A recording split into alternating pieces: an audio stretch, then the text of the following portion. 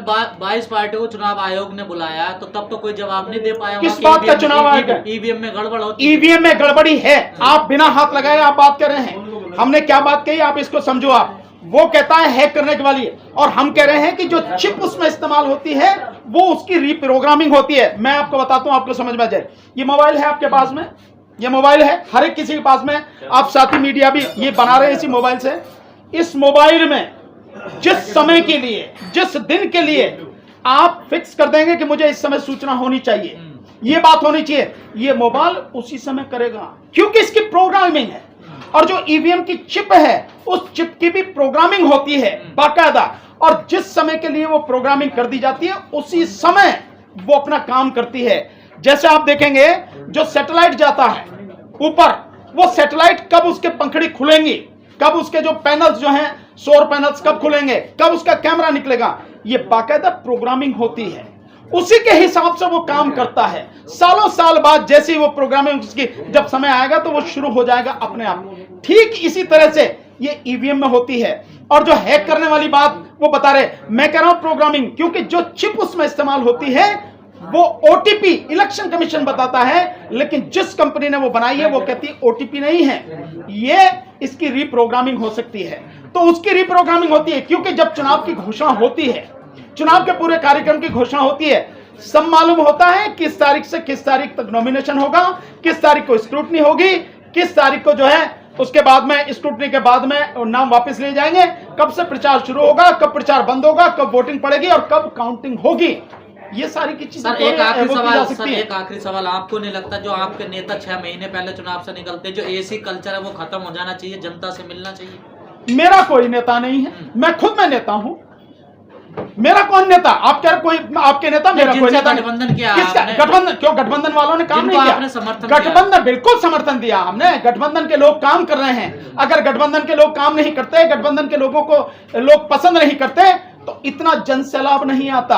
आप इस चीज को इग्नोर करने की कोशिश कर रहे हैं, या आप भी बीजेपी की भाषा बोलने का प्रयास कर रहे हैं। जनसैलाब से खुश हैं आप? बिल्कुल जनसैलाब से हम खुश नहीं है। जनसैलाब के साथ साथ उन्होंने जो वोट दिया है हम उससे भी खुश हैं। जनसैलाब के साथ साथ जनसैलाब से भी खुश हैं, जो उन्होंने वोट दिया उससे भी खुश हैं। हम जिस बात से आहत हैं वो है ईवीएम, और हम अब आंदोलन की हमने शुरुआत कर दी है।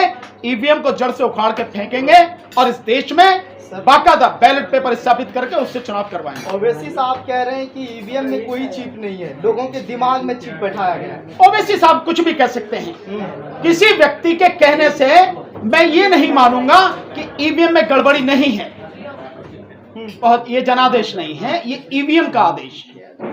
अगर ये जनादेश होता तो हर कोई इसको सर झुका के एक्सेप्ट करता। ये जनादेश नहीं है, ये आप भी जानते हो, पूरी दुनिया जानती है, पूरा देश जानता है कि ये जनादेश नहीं है। ये ईवीएम का महा घोटाला है, जिसके बलबूते पर चुनाव आयोग ने पूरी तरह से बेईमानी करके उत्तर प्रदेश में भाजपा की सरकार बनाई है और पंजाब में आम आदमी पार्टी की सरकार। ईवीएम के अलावा क्या फैक्टर और नजर आता है? ईवीएम के अलावा कोई फैक्टर नहीं है। ईवीएम के अलावा दूसरा जो फैक्टर है वो भी चुनाव आयोग के माध्यम से है कि बहुत लोगों की वोटें काटी गई। हर बूथ से लगभग 50 से लेकर 100, कहीं 150, कहीं 200 तक भी वोटें काटी गई हैं। और ये चीज आपने देखी होगी, 10 फरवरी को जो पहले पेज की पोलिंग हुई तो एनडीटीवी में बाकायदा दिखाया कि इगलास जो हाथरस अलीगढ़ में है, वहां पे एक गांव की तकरीबन 700-800 वोटें काट दी गई। तो सर ये तो सब कुछ सामने था। ये कोई पहली बार नहीं हुआ जब वोटें कटती हैं। हर चुनाव में किसी ना किसी का वोट कटता है सर। नहीं तो इसको क्या माना जाए? क्या ये माना जाए कि ये जो है ये परंपरा अच्छी है, या इस परंपरा को ठीक करने के लिए आवाज उठाई जाए और इलेक्शन कमीशन की तरफ से काम किया जाए? तो वो काम किया जा रहा है हमारी तरफ से, इलेक्शन कमीशन की तरफ से नहीं है। कि जिन लोगों की वोटें काटी गई, लोकतंत्र में उनका जो है संवैधानिक अधिकार, मत देने का अधिकार, उनसे उन्हें वंचित किया गया। इसको जरा आंकड़े को आप कैलकुलेट करेंगे तो आपको पता लगेगी। कैसे पता लगेगी? एक बूथ से अगर 50 लोगों की वोटें काटी गई मिनिमम, और हर विधानसभा में लगभग 300, 350, 400 बूथ हैं, मतलब साफ है कि तकरीबन 15 से 20 और 25-30 हजार तक वोटें साफ कर दी गई। और किनकी काटी गई, ये भी जो चीजें सामने आ रही हैं देखो। पहले मेरी बात जवाब पुराने, किनकी काटी गई हैं?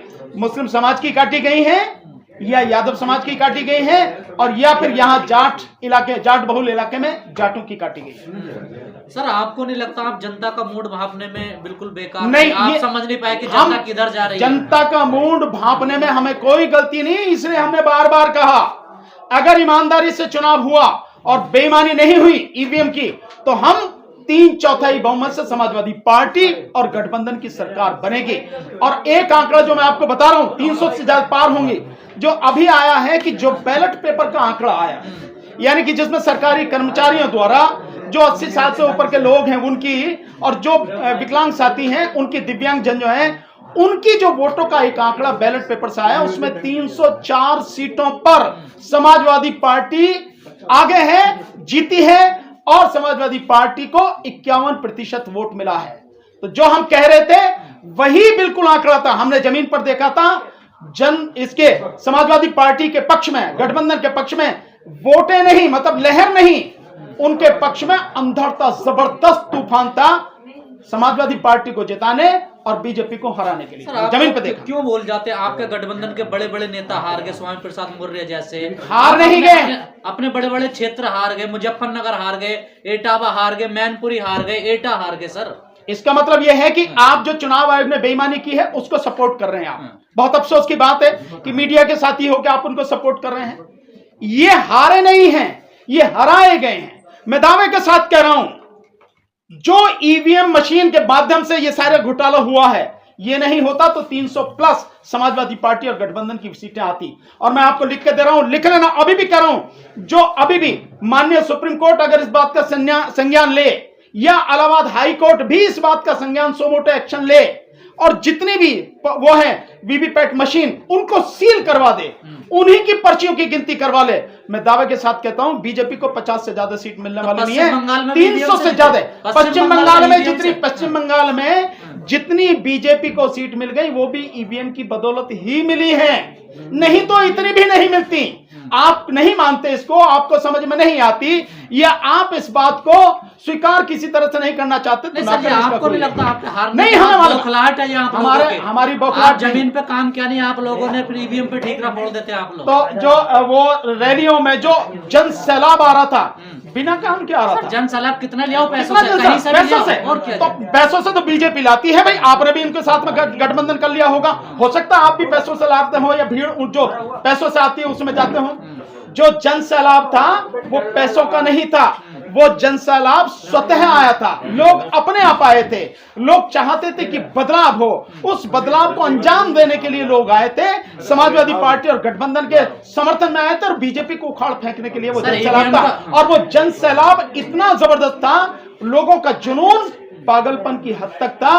300 तो आती, उसके ऊपर भी आ सकती थी। इसलिए जो आप कह रहे हैं वो बिल्कुल वही भाषा है जो बीजेपी की भाषा है, या इस चुनाव आयोग का जितना घोलमेल है, गालमेल, और जमीन पे सच्चाई बिल्कुल अलग है। अगर इतनी जन सैलाब आ जाता, चुनाव से पहले आपने ईवीएम का विरोध किया, जंतर मंतर प्रोटेस्ट करा, वहां तो जन सैलाब नहीं आया आपके साथ? सर कोई बात नहीं, अगर नहीं आया तो इसका मतलब यह है कि चुनाव में भी जन सैलाब नहीं होगा।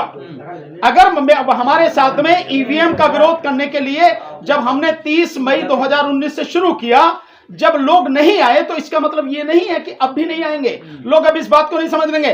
जब हमने शुरू किया तब धीरे धीरे लोग समझना शुरू हुए कि भाई ईवीएम में भी गड़बड़ी होती है। हमने, आप लोगों ने कवर किया, हमने दिखाया, डेमोन्स्ट्रेशन करके दिखाया, ईवीएम का भी डेमोन्स्ट्रेशन करके दिखाया, हमने वीवीपैट का भी डेमोन्स्ट्रेशन करके दिखाया, सब आपकी आंखों के सामने है, और उसकी वीडियोस भी पड़ी हुई है सोशल मीडिया पर, यूट्यूब पर। इसके अलावा जो आप बात कर रहे हैं, तब जब हमने आंदोलन शुरू किया था तब बहुत लोग धीरे धीरे उसको समझने लगे, और उसके बाद में आज की तारीख में यह है, इस चुनाव से पहले हर तीसरा आदमी ईवीएम की बात करता था, सोशल मीडिया पे देखो आप, और इस चुनाव के बाद में, इस समय जब आपसे मैं बात कर रहा हूं, हर 3 में से दूसरा आदमी ईवीएम की गड़बड़ी के लिए बात कर रहा है, आंदोलन के लिए, संघर्ष करने के लिए तैयार हो रहा है।